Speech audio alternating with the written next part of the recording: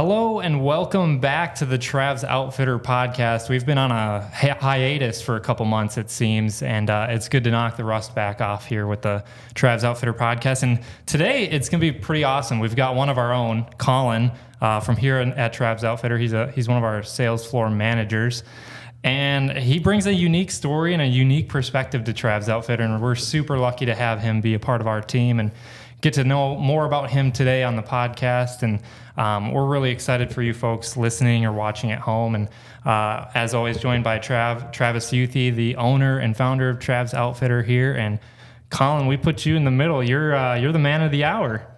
Well, it's great to be here, Shane. Thanks for those kind words. I honestly don't know whether to be terrified or excited here.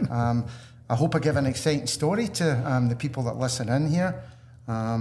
Scottish guy in South Dakota. We're going to talk about, how I got here, where I've worked before maybe a little bit, and what life is like in Scotland that maybe you don't know about.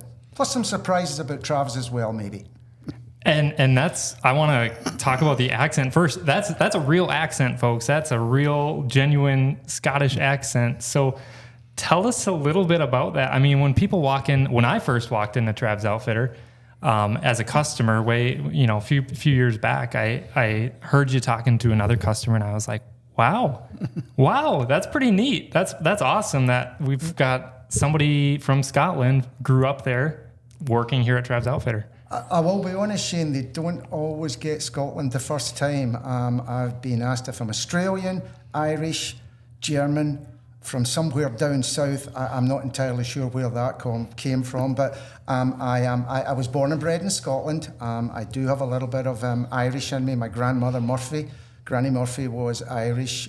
She was born in Scotland in I think about 1913, but her parents had moved over from the old country. I don't know whether it was just after the potato famine in Ireland, but I've got a Murphy. I've got a little bit of Welsh blood in me as well.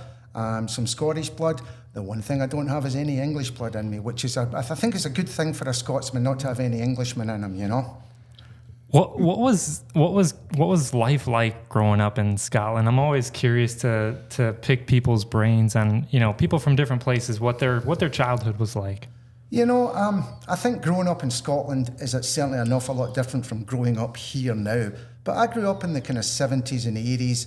And, we were kind of pretty let loose to do what we wanted to do. I rode an awful lot of bike then. We're going to talk about playing golf later on, but the golf clubs were thrown in the back. We jumped in the bike, had to ride maybe about 1.5 miles to the golf course. My dad was a good golfer. He played with us as well there. So we spent an awful lot of time outdoors. Even in winter, when over here it's getting pretty cold and frigid, we got to spend a lot of time outside winter and summer back in Scotland because the weather just doesn't get quite as warm in the summer or quite as cold in the winter. So outside kids played a lot of, we call it football. I know you people call it soccer. You would drop 2 sweatshirts down. That would be the goals at one end, goals at the other end. And it would generally be 10 half-time, 20 the winner, or until someone's mum called you in for dinner, that was the game over then, So I spent a lot of time outside. Scotland's a great country. As a youngster, I probably never appreciated a lot of the history and stuff about it, but as I've got older, I appreciate the history, the independence of Scotland, visiting old sites, museums, stuff like that. That's happened more since I get married, and I've got an American wife. We've travelled back to Scotland quite a few times, and we go and visit things that I probably never visited as a kid. Yeah, it brings me to my first question. How did you find yourself in America in the first place? What was the reason for coming over? Well, the first time I came here was actually 1993. I came on a ski trip, first ever visit here, and I had to look up what year it was because I do recall. And sorry for all you Viking fans out there, the Dallas Cowboys won the Super Bowl that year with a blowout, 50-some points. I remember being there. I had to look up the date there. So that was my first trip here. After that, I spent some holidays in Europe, but eventually, down the line, I ended up meeting a lovely American lady at a wedding in Scotland. It was actually my brother's wedding. She was there as a guest of my brother's wife. So we met up there back in 2001. And then from 2001 to 2005, I did travel back and forth. We had a long-term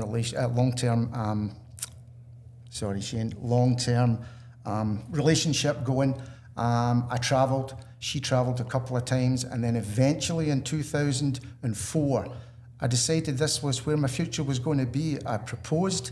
I moved over here in Thanksgiving 2005. We got married at the end of the year. And that's basically what brought me to America, a lovely farmer's daughter from Castlewood, South Dakota. Shout out to Sherry. She's an angel. Go ahead, Travis. No, just listening here. I was going to say, when you look back, when you're growing up as a kid, like, is this just beyond your wildest dreams? I mean, did you ever envision your life going like this and where you are today? Absolutely not. I worked for the equivalent of Watertown City Council. It was a bigger city that I worked in. I was in my late 30s. I was just working away, doing the thing.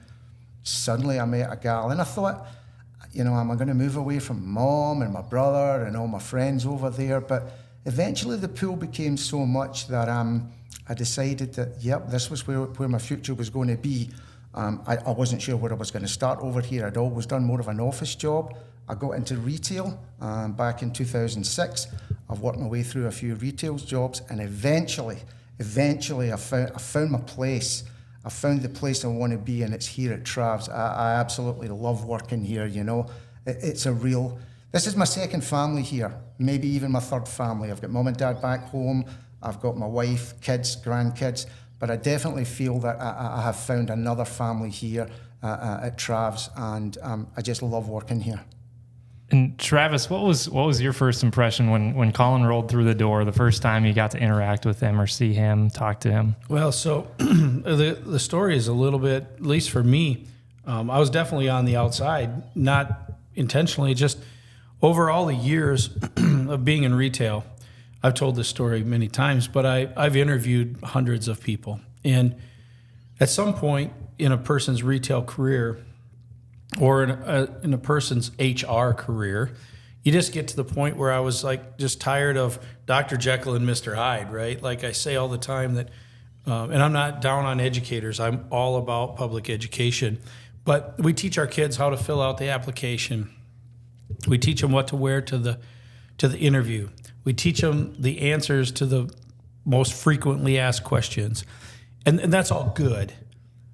But in some ways it's not good because it ends up with Dr. Jekyll and Mr. Hyde. And some of the last interviews that I did on my own, I interviewed them again, called on their references, hired them. And 2 weeks later, I was like, who is this person? Like, they're nothing like what the application said. They're nothing like the way they interviewed. And fortunately, when Mike Fairchild came along to be our general manager, that was one of the duties, one of the projects that I shagged off. Mostly, I love humanity, and anybody that knows me know that I love humanity.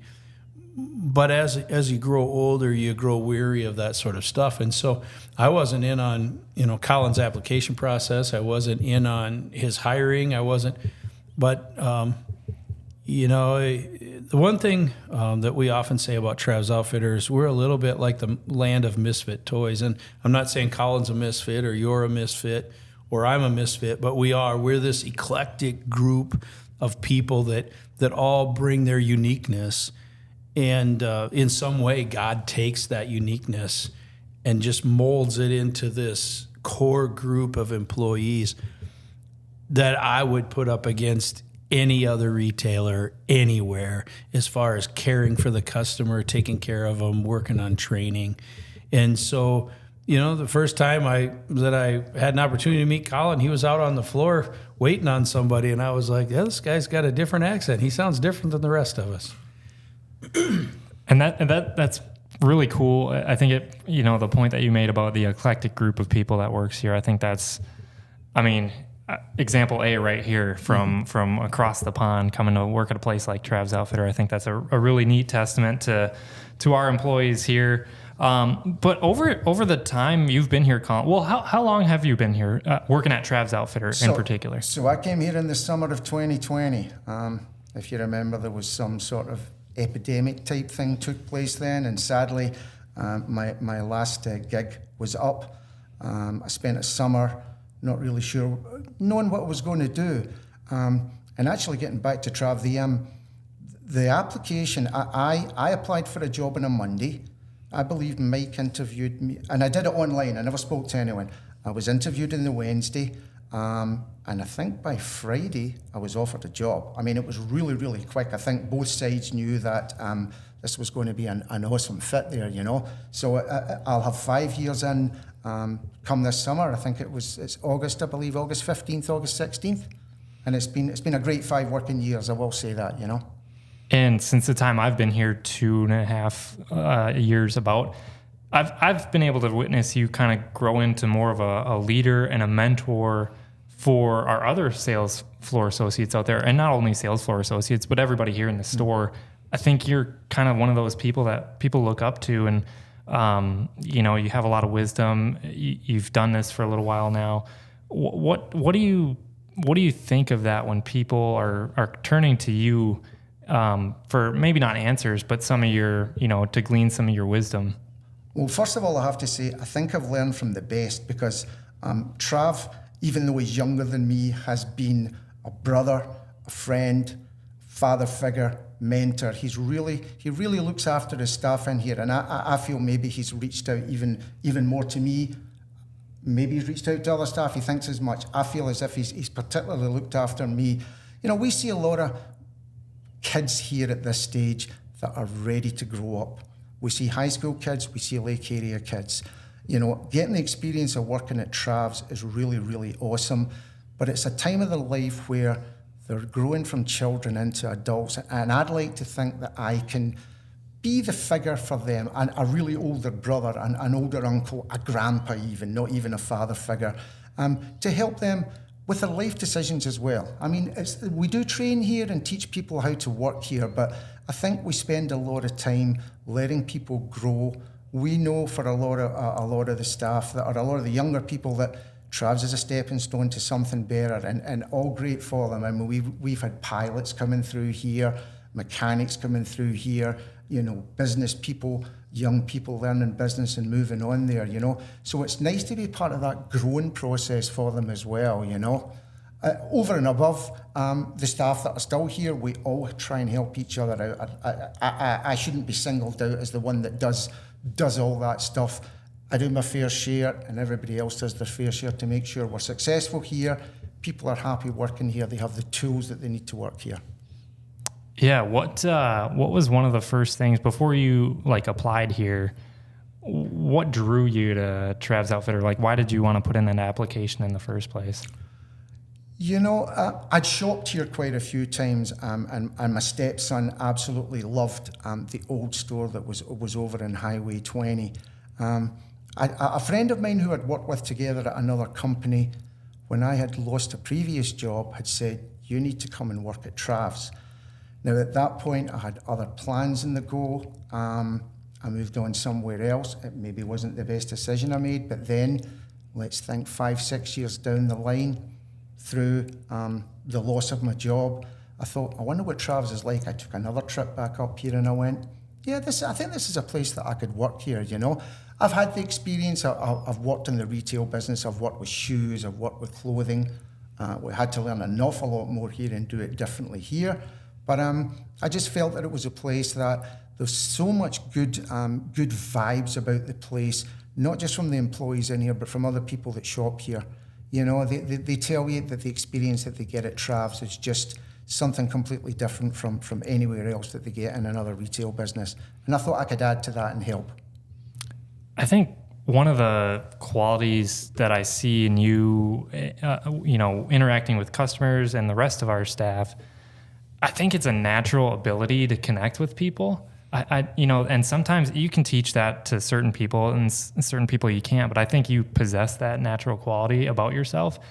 And I think that is it's not just the accent that people are attracted to. Like there's something a little bit beyond that. And can you talk to that, or maybe Travis, you can, talk about that a little bit too. I think there's just this natural thing that, people they like to talk to you, whether it's about a particular shoe or something else that, we're not even talking about selling a product here. I think, first of all, when people come in here, and I do have the advantage with the accent, absolutely. They think it's something different. They want to come and talk. I find that not just small talk, but having conversations with customers not entirely related to trying to sell a shoe really builds a great relationship with them, They'll come in, they'll look one day, they'll come back, and where's that guy with the funny accent? I enjoyed talking with them. And you've already got a great relationship with people when they come back looking for you. Our job here is to fit people into shoes, sell them shoes.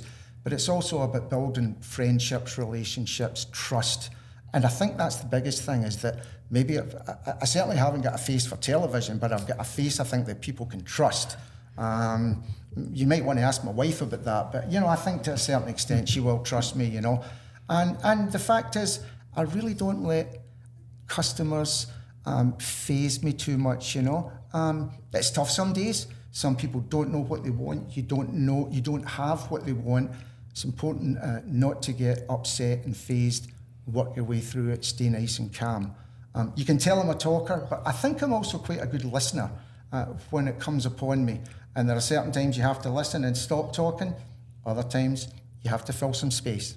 And that's generally what I do most of the time, Yeah. If you had to pick, what was first, let me back up here a minute. How much like shoe knowledge did you have before coming here, or footwear knowledge, if any, or did you learn all of that through, kind of working through here on the job? I had a different knowledge. I was aware of some of it. It was mainly sports equipment, sports shoes, some hunting stuff that we sold before. Without putting the other company down, they really don't know how to fit shoes properly. That's why Trav teaches every single one of us how to do it properly. And I've got an interest in shoes. My wife will tell you I've got too many shoes. I'm the Imelda Marcos of Castlewood. Way too many shoes. And I'm at the extent where I've actually got shoes hidden in my car that she doesn't know about. Hopefully she doesn't. Is she listening to this? Well, I hope not. But maybe I will. Maybe you can put them in my truck for a few weeks. They say confession is good for the soul sometimes. So maybe if Sherry listens to this, I do have a pair of Merrill boots in the car that maybe you don't know about. Merrill, the Merrill brand. It's a funny story. The first time I wore a pair of Merrill shoes, I'll tell you, as a Scotsman, my money and me are quite hard to part. So I spent most of my younger years buying cheap shoes, which was not a good idea. When I came here, Sherry had a brand new pair of Merrill shoes that she didn't like. She says, try them on. I says, I'm not trying on a pair of $140 shoes here, sweetheart, because if I like them, it means I'm going to have to buy them. Well, unfortunately, she started me off here. I've got dress shoes, tennis shoes, boots, hikers. Merrill is the brand that I love wearing. In fact, Merrill, if you're watching, you can send me some free stuff anytime, So that's kind of the way it was, Travis, I got to ask you now, how many pairs of shoes do you have? Yeah, we're not... actually, not I've reached a point where I just start giving them away too. I mean, don't get me wrong. I've tried a lot of different shoes, and I have a lot of different boots. And the one thing that's changed with me though is after I've been in retail almost 40 years now, and to pound around on this concrete all day long, the only brand that really works for me is Danner. And so, there's nothing wrong with Merrill brand shoes. There's nothing wrong with Danner brand shoes. There's nothing wrong with all the other 100 brands that we sell. But I've tried a lot of other brands, and I found that for all day comfort, I have to put a 10-second, that's the brand, 10-second insole in it, and I can wear a Danner, but it just doesn't work with other brands. So, matter of fact, I just cleaned out my closet before we went on that cruise, Sherry and I think there's about a dozen pairs sitting near the dining room table that need to be gifted to somebody. So if you're a 11 and a half or a 12 and you need some shoes, just reach out. You heard it here. We touched a little bit on the process of fitting shoes here at Trav's Outfitter, and there's definitely a certain protocol that our salespeople go through when they're working with a customer and finding them the proper shoe. But Colin, what do you hear from customers when you're fitting them? Like, what's the top complaint that you hear or that you see, and maybe they don't even realize that what they're wearing now isn't what they should be? So when we spend our time to fit someone correctly here, the biggest complaint you're going to hear is that shoe's too big. The problem is 50, maybe 70% of people are either wearing or trying to buy shoes that are too small for them. We've got a thing that can measure the length of your feet. That is just not the be-all and end-all of how to fit shoes. We pride ourselves here that we fit shoes onto feet rather than fitting feet into shoes. Every brand is different. You may be a 10 and a half there, Shane. Some brands you're going to be an 11. Some brands you may even be an 11 and a half. And that's the knowledge that we have here, is that we can fit you correctly into shoes. Foot pain, problems, blisters, all sorts of stuff, most of it is coming from people wearing shoes that are too small. Less problems with being a little big, more problems with being small. Is that something you would agree with, Trav? For sure, yeah. And I would say the number's even higher. Shane and I were working on a different project earlier today, and Shane said, in this PowerPoint that I've put together, I actually am speaking up in Bismarck next week, and I've put in that PowerPoint presentation, I believe 85% of Americans wear their shoes too small. And my wife and I were on this cruise, and she started to comment. She's like, "That lady's flip-flops are too short. That lady's flip-flops are too short." And so it's a sickness that rubs off. But the fact of the matter is, and I'm very open about it, I'm a Christian man, but I often say that the one thing that God did when he created us is he made this nerve superhighway from the back of our heel to the bottom of our brain, that when we put on a shoe and we step, and if our heel moves even a little bit, the superhighway nerve goes, too big, too big, too big. And it couldn't be further from the truth. The fact of the matter is, as we all know, you have to fit it. You have to fit the shoe at the widest part of your foot, the ball of your foot at the widest part of the outsole when you're standing on it, because your foot actually changes length when you put your weight on it. And so it's not like an industry secret, right? I mean, it's not like something that I just thought up at 2:00 in the morning one time. It's just the right way to do it. The reason that other stores don't do it is because you have to hire people that have a willingness and a want to get it right. And you also have to hire salespeople that can sell the consumer on the fact that when they come in and say, "I've always worn a 10 and a half. I don't know why I have to leave an 11 and a half." Sometimes it's more of a sales job to sell them on the correct size than it is sell them on the shoe. But I will tell you, there's a reason that we have as robust of a customer base as we do, is because once you convince them to try it, they're like, "I know where I got to go to get my shoes." It's game over. And that's what we've always known. That's how we've built this business. So, Colin, when you're out on the sales floor, when you've worked retail more than a handful of years like you have, what's something that the average customer will say doesn't really realize about the world of retail, and maybe working in the world of retail? I think I'm going to talk more about the world of Trav's. The number of people that we get in here that don't have English as a first language, they work in dairies, they're doing the work here in South Dakota, they come in here, it's a kind of terrifying experience to come in and try boots. So here at Trav's, we have put a great thing in place here. We've got a Spanish learning program. I am part of it. Spanish with a Scottish accent probably doesn't sound so great to Spanish people, but they do appreciate it. The one thing that they find is my Spanish isn't very good yet. It's getting there. These people come in there, and I think they have a knowledge of Spanish, but they're scared or they're embarrassed to talk. Once they hear me destroying their language, they open up. Again, that's one of the things. I think they have some empathy. this Scottish dude is trying here, you know, but he's making a heck of a mess of it, you know. But what I would say is, vienes a Travs, podemos ayudarte a encontrar botas nuevas. Come to Travs. We can help you find new boots.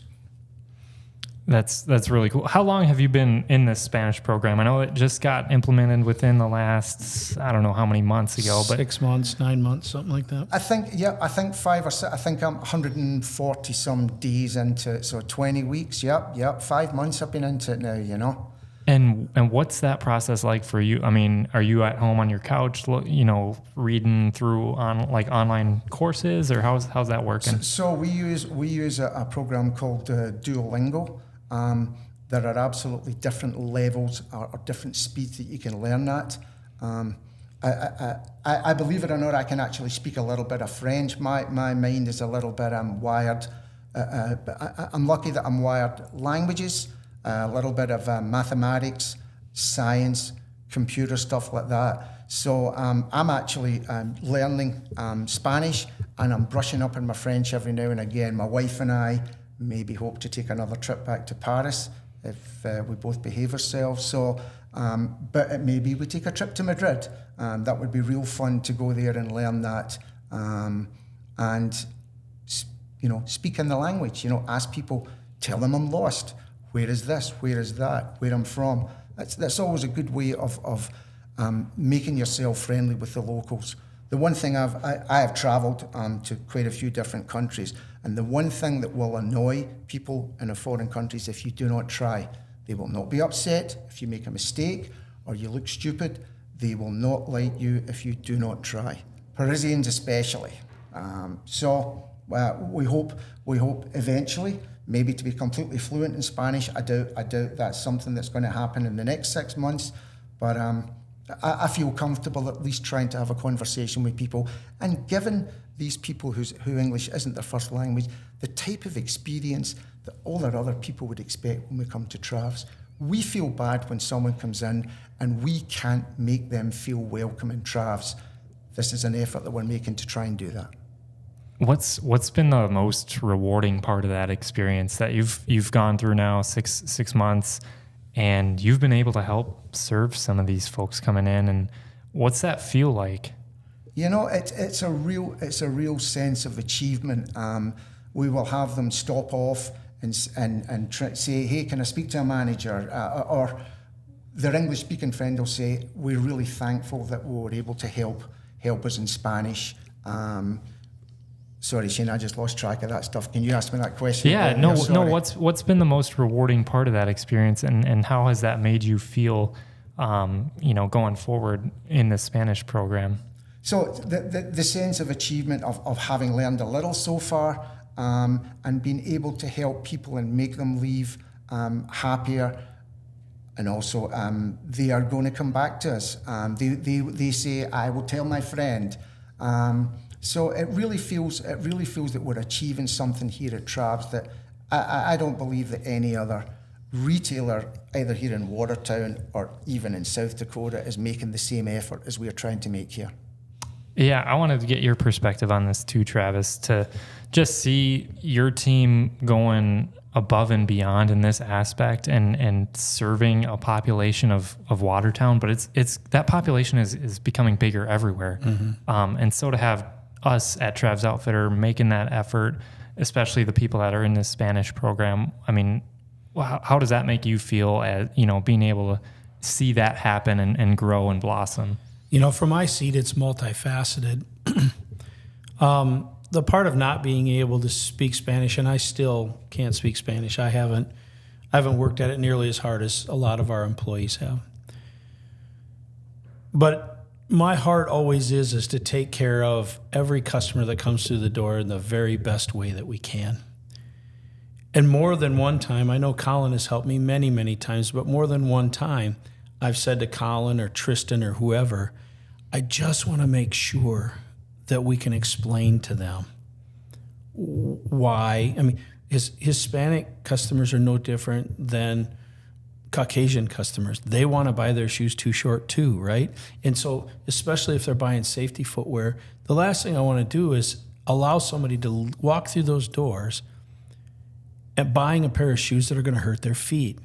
And so that's the part to me that's really, really important, is because it's easy, and I'm not boasting on myself, but it's easy to be like, it is what it is. They'll figure it out. It's their problem. Put the money in the till. See you later.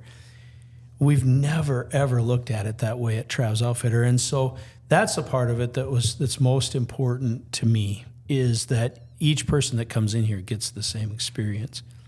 The other part that we've done, and I'm not saying that we should be patted on the back for it, but we're compensating our employees for learning this too, right? So there's a pay differential, and then I think there's some, if I remember right, there's some little bonuses each milestone you hit, and so we're kind of putting our money where our mouth is too, right? And so in all of this, but all of this overarchingly is so that when people come in here, they get the best retail experience possible. And that's part of our EOS language here at Trav's. I think I would be remiss, this is changing gears a little bit now, but if I didn't mention the game of golf. I did a little research. I'm not a golfer myself. Scotland claims that it invented the game of golf in Edinburgh. I mean, I want to get your opinion on that. Is that really where it was born, the game of golf? And where are you at with your golf game these days? So the claim is that golf was invented by some shepherds who were bored, tending their sheep. The sheep were all behaving, and they had their shepherd's crooks, and they grabbed a pebble and hit it into a rabbit hole. I'm maybe sure some of you have seen the sketch that Eddie Murphy does about putting it in a gopher hole, but this is supposedly what happened. I believe the Dutch try to claim that it was some of their people that did it, but I just don't believe they know what they're talking about at all. You know? So the home of golf, St Andrews, the home of golf. There was basically three clubs back then: St Andrews, Muirfield, and Prestwick Golf Course, that kind of set up the rules and what you did. I was fortunate enough to be born in the town of Prestwick. Maybe it used to be a 5-iron from my parents' house onto the golf course. It may be a little more club than that now, because I don't hit the ball just as far. So Prestwick Golf Course formed in 1851, and then by 1860 they held the first British Open. That was back in the days when you hear about Tom Morris and all these old guys winning the belt, and then there was another belt made, and then there was a cup made, until eventually down the lines they come up with what they call the Open Trophy, the claret jug now, you know. So I've been fortunate to play some nice golf courses in my time that the British Open has been played at. I've managed to play Prestwick. Sadly, because of the area there, they haven't really held tournaments there probably since the 50s, and they haven't held the Open there since probably the 20s. I played Turnberry.